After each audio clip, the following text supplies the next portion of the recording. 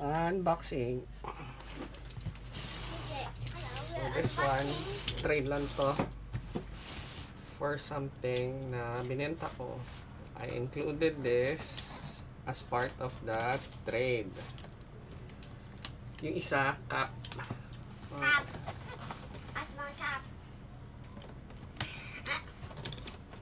Okay, you're opening the box now.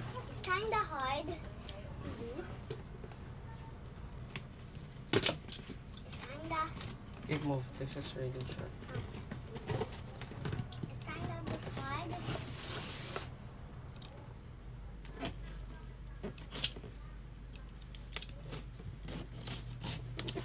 So sabi ni buyer, meron daw freebies na binigay.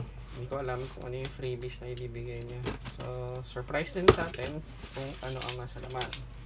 So, okay. So, Wow! ang ganda na lalagyan niya.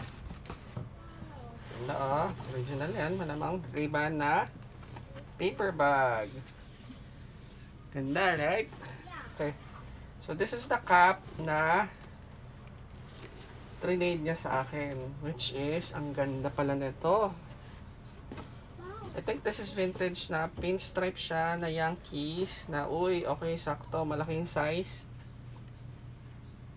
You can see? Ganda oh. Hindi pa nagagamit. And then, malamang, purig siya. Binibenta niya to like 1,000 pesos ata. And then these are the freebies. Don't know pa kung ano yung freebies na ibibigay niya. Pero, wow!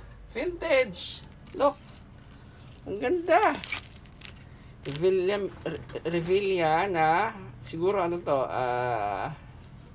calendar na maliit. And then, a cross, and then 1 piso. 1 peso pala, sorry. Tapos picture, I'm not sure pa kung sino yung picture, pero this is really vintage. Collector talaga yung ano nagbigay sa akin, kaya yun.